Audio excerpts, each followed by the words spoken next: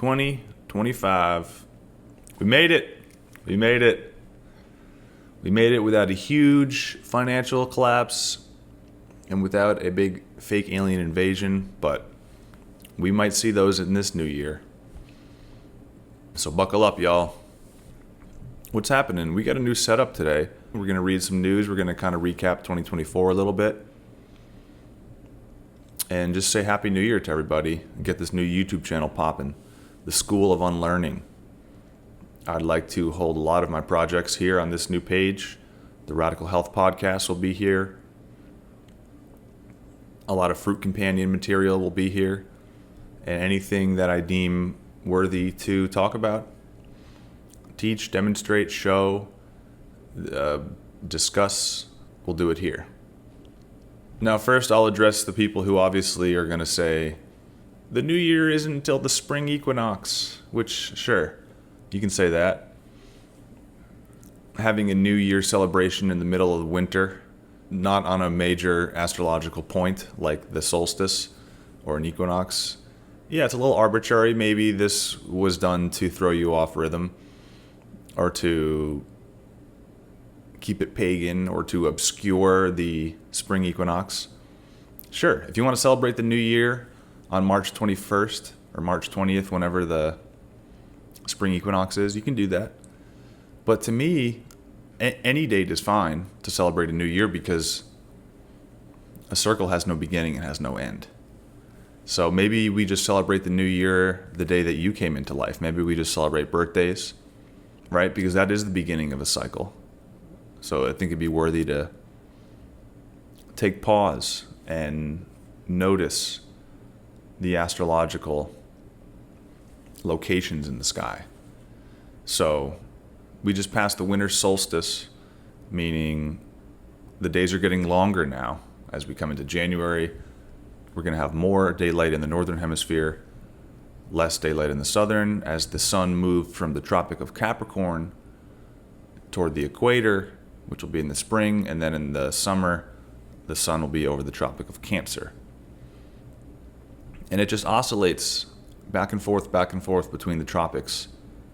And I would love to do a deeper dive into that, into cosmology, what the sun is doing, what the earth is doing, because that requires some unlearning as well. We were not necessarily taught cosmological truths. So we'll see if we can unlearn some stuff, relearn some stuff. But I'm going to pull up the news. Let's pull this up. You got to watch out. Make sure you're getting your news from a trustworthy source, or don't trust anybody. Take in a bunch of information, take in as much different information as you can, synthesize your own news. Okay? So that's what I'm doing here with the Radical Health News. Before I get into the news, one more note on cycles and time and honoring and celebrating New Year's. The New Year's resolutions is a big part of this holiday and this time of year, where people want to get their life together and change, and they think that the shifting of the number on the calendar from 2024 to 2025, or whatever year it becomes, is going to give them that extra motivation to completely change their life overnight. Now, depends who you are, how easy that's going to be, but what I would suggest maybe is to not tell anyone your plans. I think too many people broadcast their resolutions and their plans and their wishes and desires and goals and projects that are underway. And what that does is it dilutes the energy behind the projects. I love the analogy of a steam engine. If you have a steam engine and it has a leak in it, and there's all this pressure in the steam engine, but there's a leak and it's letting a lot of that steam go out these cracks in the sides, then you're not going to have enough pressure to propel that engine forward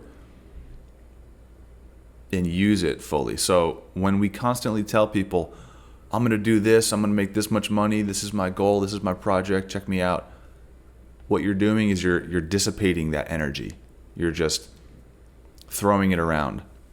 Whereas if you don't tell anyone your plans, if you plan in silence and walk in silence, then you're pressurizing the engine. You're pressurizing the steam in the engine. Right? You're letting it build because your projects need energy to propel them forward. Right? If you got big plans, chances are they're not going to be easy. You do need all the help you can get, which is why it's wise to tell some people your plans, the ones who can help you. Okay, but if you're just broadcasting your resolutions and your plans to everyone, how strongly are you telling yourself, right? Because it's really, you want to be having this conversation with yourself. These are my plans. These are my goals. What are we going to do? Right? The random people on the internet, they're not helping you with these things other than going, hey, that's a cool idea. And then maybe it fulfills some sort of clout or social status that you were looking for, or just attention, validation. You want the attention, people clicking on your stuff. So I would suggest don't waste your energy broadcasting your resolutions. Keep them to yourself and keep them, and tell people who can help you. Tell people who are in your corner, who have your back, who can help hold you accountable if you need that. So I got some big plans for 2025. And I'm just going to keep it at that. 2024, though, was a good time, right? It was funny.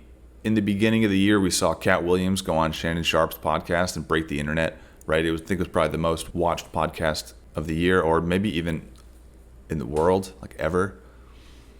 And what I liked about that interview was Cat Williams's candidness toward being authentic and speaking his mind. Now, I don't agree with everything he said, and I don't agree with everything anyone says, but it was this energy that he brought where he kept saying, 2024, y'all, lies is being exposed and the truth is coming out. Like that type of energy, I really liked. That kind of helped us because a lot of stuff did come out in 2024, right? Again, I'm not going to get into the mainstream news because I think most of it's a distraction, but we are seeing some of the conspiracy theorists get vindicated. I'll just leave that there.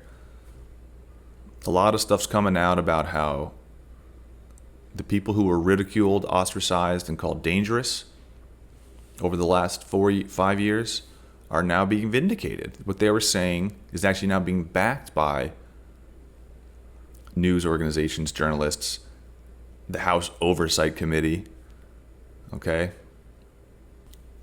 There was this wave of energy in 2024 that Cat Williams helped us sort of embody toward authenticity and truth. The time for being fake is over. The time for living up to other people's standards and society standards is over. Okay? If you are not ruthlessly pursuing your own standards and your own definition of what a quality, satisfying, successful life is, then you're not doing it right. This is time for authenticity, being true to yourself, and leaving a lot of these unhealthy norms behind. Because if something's normal, that doesn't mean that it's good or natural. Normal simply refers to the consensus, the collective consensus, right? But we've seen a group of people agree on some dumb stuff. So don't follow the norm. Follow your own intuition, your own voice, your own guidance.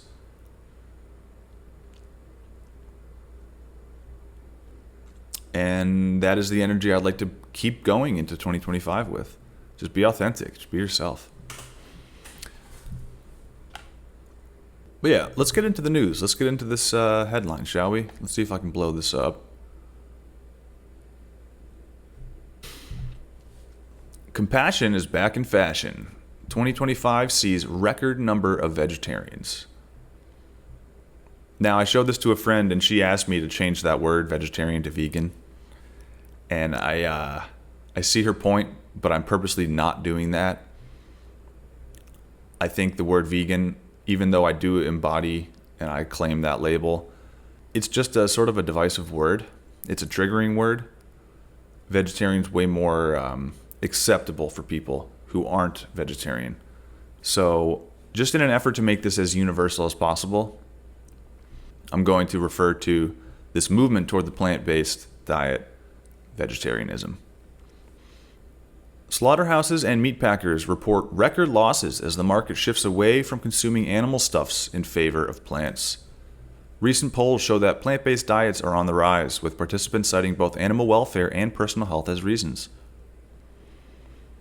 Coffee shops today serve majority oat and almond milk compared to 20 years ago when cow's milk was the only available option. Local rapper Compost Malone is aboard the new wave. "I love animals too much to eat them," he said. "They have feelings like us. Plus, ever since I stopped eating meat and dairy, which are high in fat and low in fiber, I gained energy and focus and found a new love for whole, simple carbs like watermelon, sweet potatoes, and lettuce." Other rappers, celebrities, and athletes share stories like Malone's. The current administration is calling on people to move away from breeding animals in favor of rescuing them. The market for fresh fruit and vegetables is ripe for growth as this new paradigm takes hold in our society.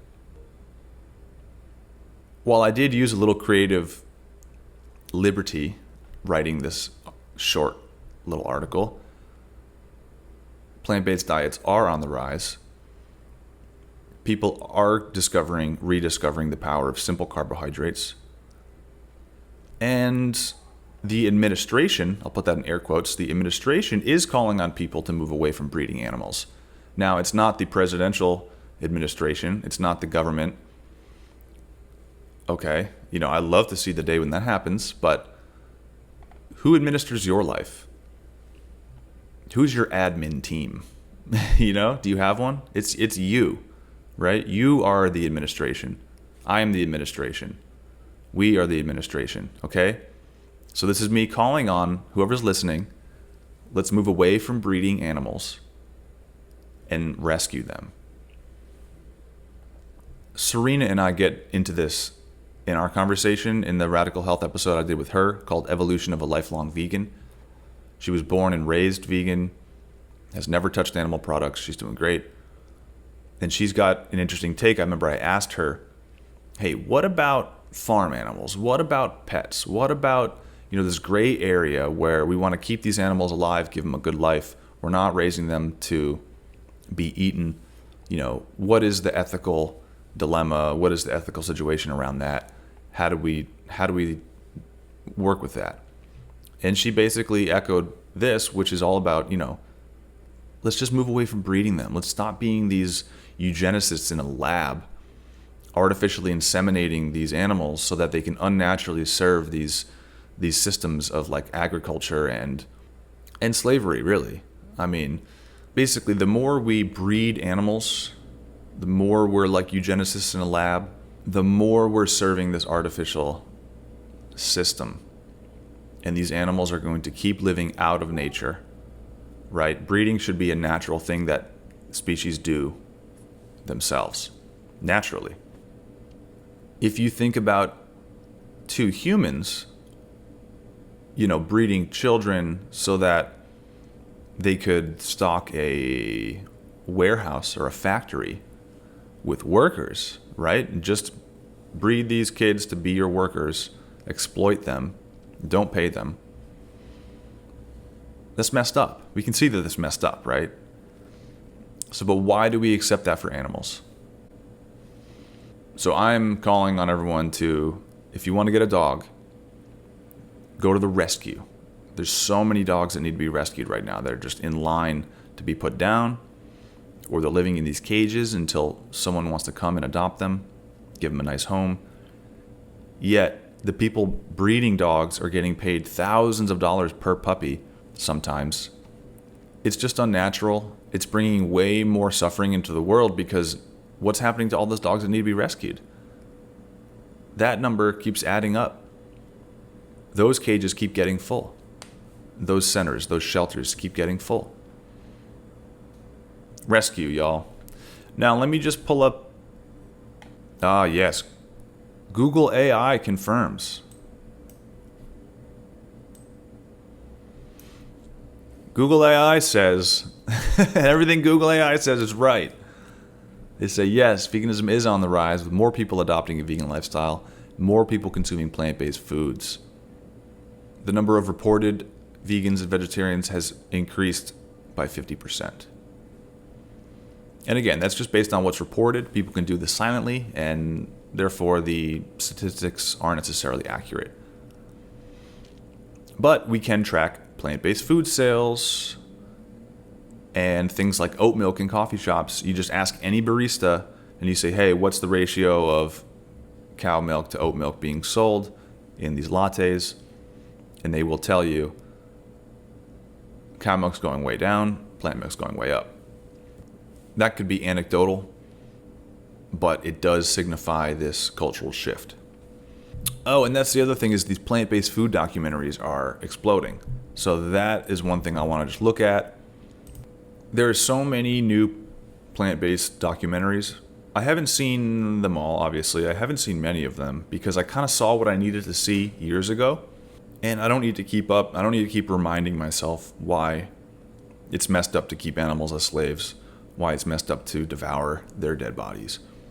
I don't need more movies telling me that. But some people do still, and I did at one point. It was the movie Earthlings that really got me. I watched Earthlings. It's for free, nationearth.com. Earthlings is incredible. It's moving. It's disgusting. I mean, it shows you the harsh truth of what's going on in these factory farms, in the pet industry, right? In the seafood industry, and even in the leather industry. Super messed up. But back in the 2000s, we started seeing a lot of documentaries come out about the food system. When was King Corn documentary? 2007. Food Inc. was 2008. Earthlings came out in 2005. And so I remember Food Inc. was a big one. It kind of created a splash. I saw that in the theaters. I remember going to the restaurant before seeing it, and I had sushi. I had like raw fish, before seeing this documentary. This was back in 2008 when this came out. And I remember feeling so bad and like sick mentally based on what I had just eaten, based on what I was seeing on the screen. And I slowly stopped eating meat after that. It took a while, actually. It took another 10 years for me to completely cut it out. So if you're hearing this, I just want to encourage you, you don't need to shift overnight. If you want to change, it's okay to take your time. It's okay to take years to get to where you want to go. It took me about 10 years to go vegetarian. Once I started thinking about this stuff and making decisions, I cut out red meat. I cut out pork, and then I brought it back in. I tried vegetarian for a summer. I kept dipping my toes back in and then going back. And then it wasn't until, what year was that? 2021, when I said, you know what, I've seen what I needed to see. I finally saw Earthlings and made up my mind. And then the 2010s had a ton of documentaries. So Fat, Sick, and Nearly Dead, 2010. Forks Over Knives came out in 2011. Live and Let Live, 2013. What the Health came out in 2017, and that was a huge one. I think a lot of people saw What the Health and wanted to throw their meds away and go vegan. I think it even made a splash in some inner city communities. After What the Health came out, I had some people come up and say, man, I'm damn near about to go vegan. Man, like, what you be eating? Like, what, oranges? Like, man, I ain't trying to go out like my grandma. At 350 pounds. So it woke up a lot of people. There was another documentary that came out that same year, 2017, called The End of Meat.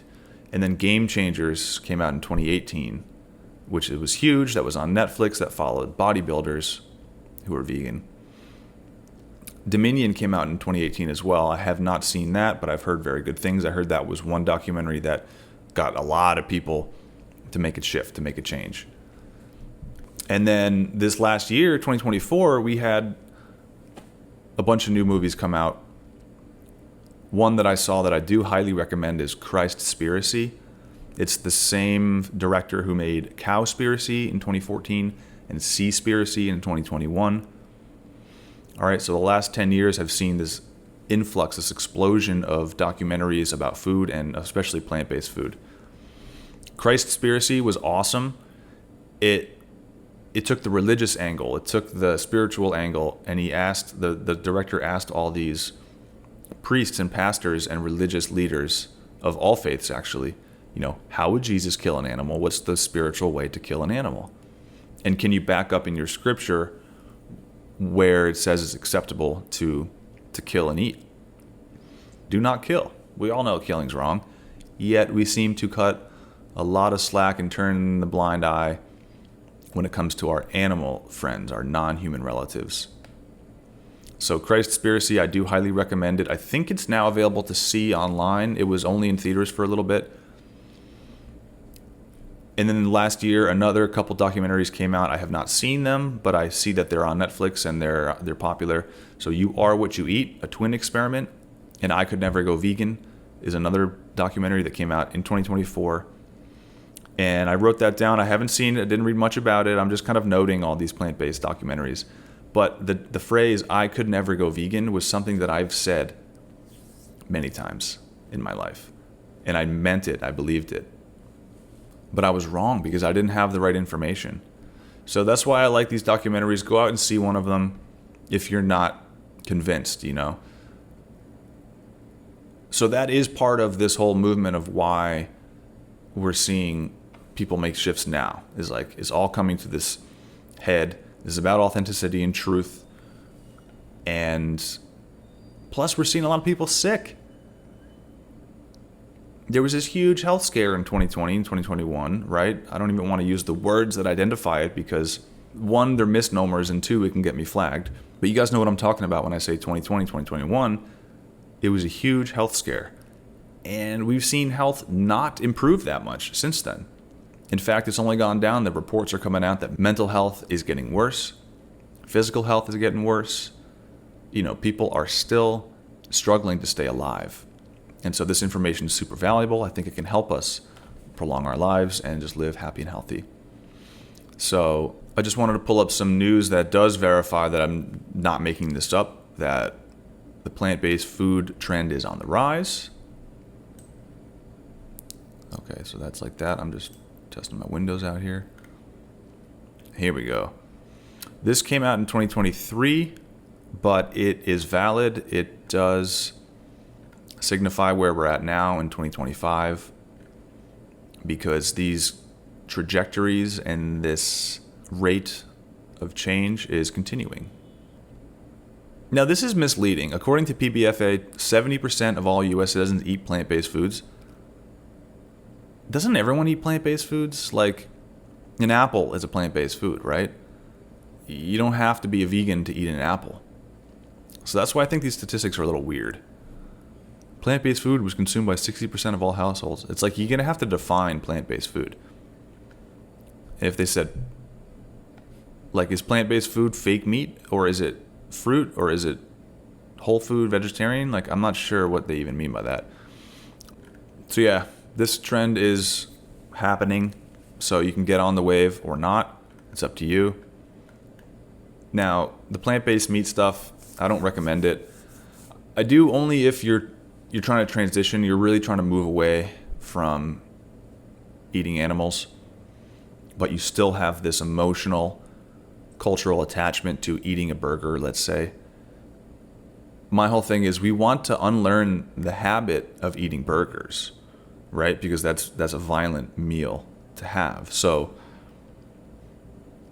you can make a portobello mushroom sandwich, but to try to make it taste like a burger, I don't know, it's still trying to live within this paradigm in where burgers exist and in where it's okay to get our food from violence. So, yeah, that's why I don't recommend the fake meat, because if we're trying to move away from, enjoying the taste of flesh, then we should just stop eating and stop trying to disguise things as flesh. So, I'd love to see these stats talk about how many more people are eating fruit and growing fruit trees and growing their own food, 3D printing their own food. Yeah, plant-based egg and plant-based, it's just a lot of oil. It's just oil and emulsifier. Why is that any healthier? In fact, call the vegan police if you want. I'd rather eat an egg than a fake egg. But I'd rather eat an apple than an egg. So that's where I'm at. All right, so yeah, you can get on the wave or not. So basically, compassion is coming back into fashion. Compassion is one of my two main reasons why I don't eat animals anymore. Personal health is the other, right? So some people do one or the other. Some people are vegetarian just so that they can live longer.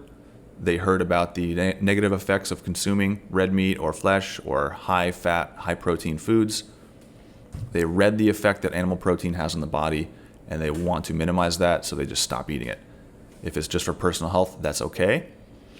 But I think your resolve will be stronger if you have another pillar balancing your decision, and that second pillar being compassion for the animals. If you're just doing this decision because it's going to make you healthier and you don't care about the animals, then you may find information down the road that convinces you in order to be healthier, you have to eat animal products. And so your mind could be more easily changed if you don't have the compassion bit locked in. For me, I recognize that a cow or a pig, even the reptile birds like chickens, that they have emotions. They don't want to die. When you try to grab them and cut off their head, they will resist. They will fight back. And it's this human element of like, oh my God, another living thing. Like, I don't want to hurt it. Something in me is telling me it's wrong to kill this animal and eat it. I think that's a huge thing that we need to anchor our decisions with. Not just the personal health aspect. But when you have the two, it's great because you're solid. It makes perfect sense, inside, outside. Now, some people go vegetarian for the environment, the quote-unquote environment. Greenhouse gas emissions, global warming, right? How do I say this without sounding like a total kook? I think that's a secondary effect. Like if the oceans get cleaner just based on the fact that I don't eat fish, great. I'm not doing it for the oceans. I'm doing it for this environment, my body, and the environment of the animals, right? Going back to the compassion bit, the environment of a cow matters to me. I want him to be peaceful. I want her to be peaceful, eat their grass, and not have to be taken into a slaughterhouse. Okay, well, anyways, let's continue. What's this next little article here? Shoppers, read the ingredients. Packaged and canned foods may contain preservatives that are shown to cause distress in the gut and in the mind. Even whole foods like oranges may be covered in fungicide, wax, or dye. Food distributors are required by law to print on the packaging if a product contains additives or preservatives, so read before you buy. If you can, grow your own and eat local. Here are some common preservatives that have adverse toxicological effects. Salt, citric acid, ascorbic acid, lactic acid, sulfur dioxide, sulfites, sulfates, nitrites, nitrates, benzenes and benzoates, potassium sorbate, TBHQ, and all pesticides, fungicides, and other sides. What are the long-term effects of eating these chemicals regularly? Do we even know? As a lot of these chemicals are so new that we don't have the generational data, these long-term studies of telling us, oh yeah, it's probably not good to be eating nitrates every single day of your life. Now, I wanted to not just make this short little article all fear-based and all like, oh, we're being poisoned. So there's some solutions in here. If you can, grow your own food and eat local. If you grow your own peaches, which, by the way, every state in the United States can grow peaches, except for maybe Alaska. But I know you can grow peaches in all the northern states from Washington to Massachusetts or to Maine. And it may not be the best crop for some of these areas, but I'm just using it as an example of a fruit tree that kind of grows everywhere, likes the temperate zones and the subtropical zones, is delicious, and is a fully pure natural food that if done right, you don't need to spray with pesticides. So growing your own food will minimize the worry of what's my food sprayed with, because you know what you amended it with, and if you're doing it right, you can use all natural organic materials, biomass, natural fertilizers, things like that. And if you eat local, right, if you go to the farm down the street for their peaches, you can ask them what they apply to their fruits and vegetables. In general, the smaller a farm is, kind of the more natural it is, just based on the fact that they don't have to take care of like tens of acres at once. It's not as factory style, it's more, cottage industry, so to speak, smaller scale agriculture. It's generally just cleaner. So don't worry about things all being poisoned these days, but just read the ingredients. If you're buying oranges at the store, read the box it comes on. And like I said in the article, food producers are required by law to put all the ingredients on the packaging. Now, some of them slip under the radar, but for the most part, you can read, oh yeah, these oranges are coated with a food grade, quote unquote, food grade petroleum-based wax and or shellac, which is like a bug, this wax coating that comes from bugs. And it'll tell you what kind of fungicides they put on these oranges. So it's transparent. You do have to dig. Sometimes they don't put them on the bag of oranges. You have to find the box that the bags came in. Read the box.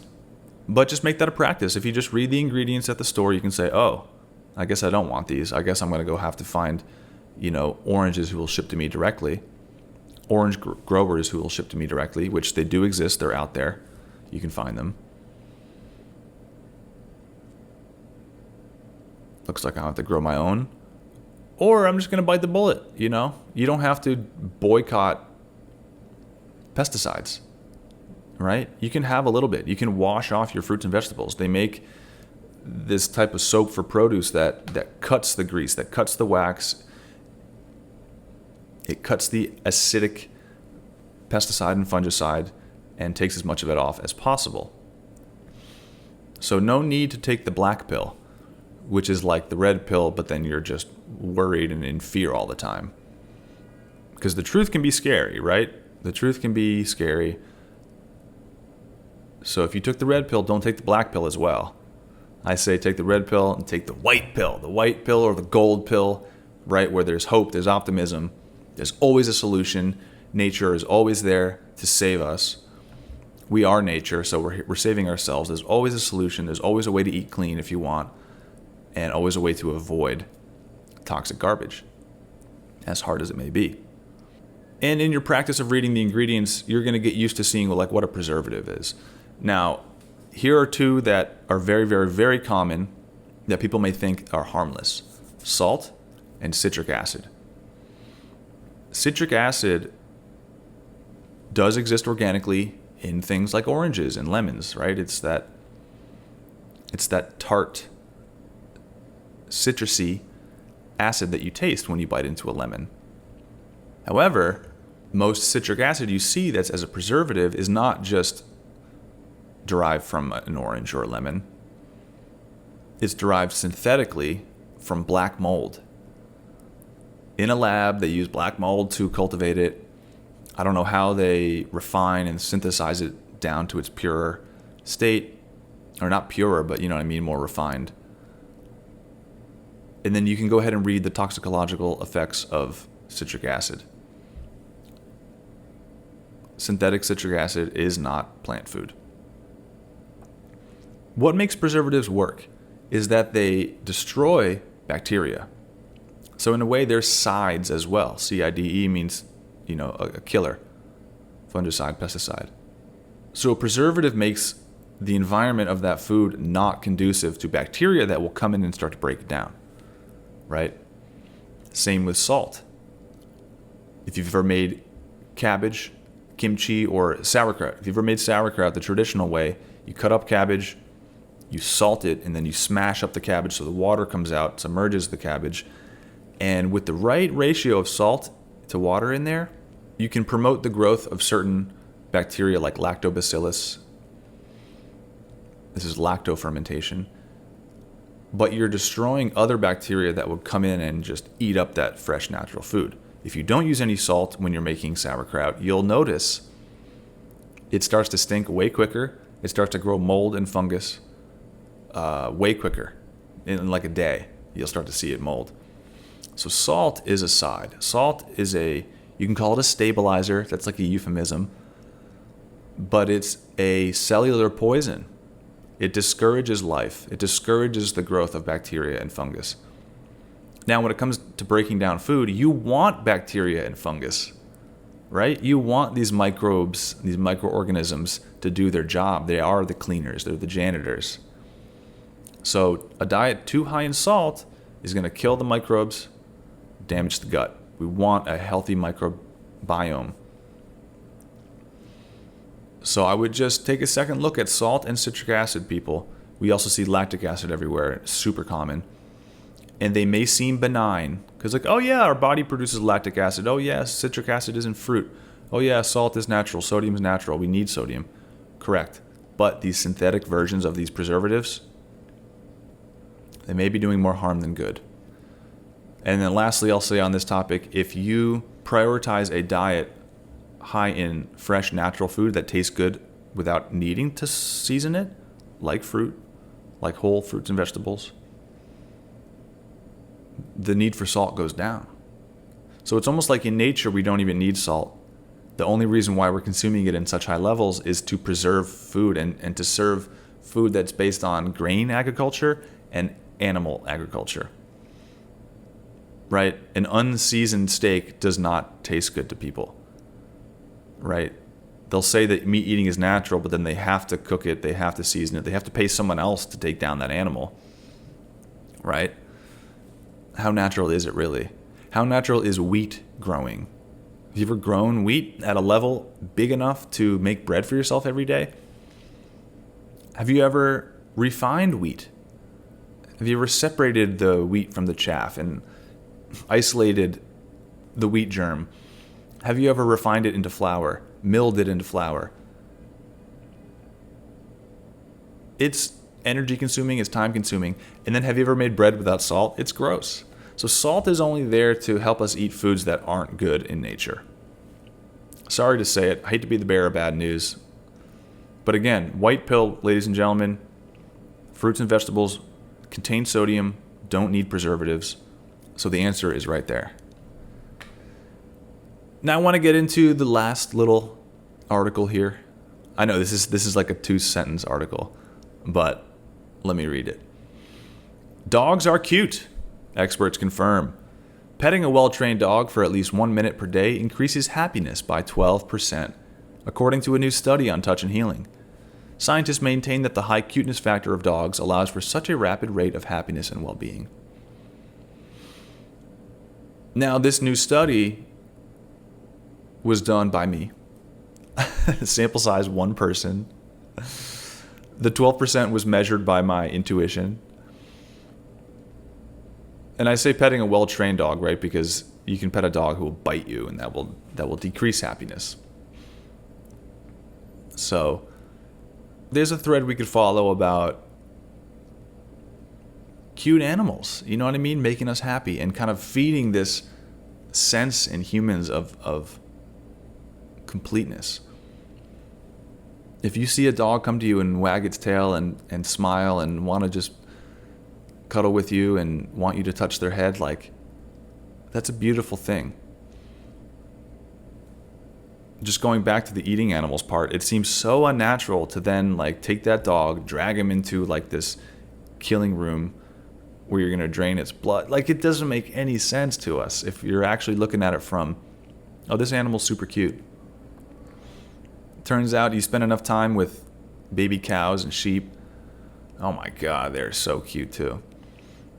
So, but not only the lessons we're learning from animals, but like the touch, the aspect of connecting your energetic field to theirs, the aspect of making them happy because you're giving them affection, in turn makes you happy, and that it's the symbiotic thing. I mean, human touch is so important too. Hugs. They've studied hugs and how the time of a hug, increasing the level of serotonin, the level of happiness chemicals, and feeling of well-being. So yeah, I put that little one in there just to have fun, just to remind us that animals are super cute. They deserve our love and affection. They deserve to be rescued. They don't deserve to be eaten. And it can increase your quality of life just to interact with an animal. Now, I wouldn't go so far as to say, get a mental health dog so that it solves all your problems. That's exploitative in a way as well, right?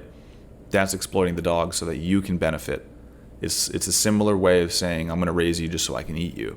I'm going to raise you just so I can harvest all the happiness chemicals out of you. No. We want to rescue dogs to make their lives better as we then experience a benefit as well. And I don't feel responsible enough to have a dog yet, but I would love to someday. Like one day I know for sure I'm going to rescue at least one dog and run around the world with them. So that was a new Radical Health little front page I just wanted to go through. Welcome in 2025. Welcome to the new year, everybody. We got a new YouTube channel, which you're watching this on. It's the School of Unlearning. Like I said, I'm going to have some Radical Health stuff on here. Go back and listen to the old podcast episodes, and I will be having new ones. I'm going to try to have new ones where you can see me talking. Lately, they've all been audio only, but I do like this format, and other people do too. It's more engaging. It requires a little more editing, but maybe I'll just do better with my delivery so that I don't need to edit as much. Cool. So yeah, don't tell people your plans for 2025. Plan in silence, and then when you're executing, people will know.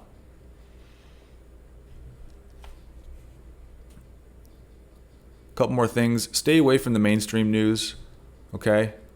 Stick around here. Stick around on the sources of news and these journalists and people who are sharing information that is unbiased, is not funded by corporations. I don't have Big Pharma money funding this operation. I don't have any sponsors, to be honest with you. So this is coming from a place of authenticity, from me wanting to share genuinely what I think is important. And it's not some corporate shill trying to sell you something, okay? So stick with Radical Health, stick with the School of Unlearning, give the channel a subscribe, a like, it helps the algorithm. Much love, Happy New Year, happy winter solstice as we're coming out of it. The days are getting longer, and I'm here for it. If you're on Instagram, follow Radical Health Zine and the Fruit Companion.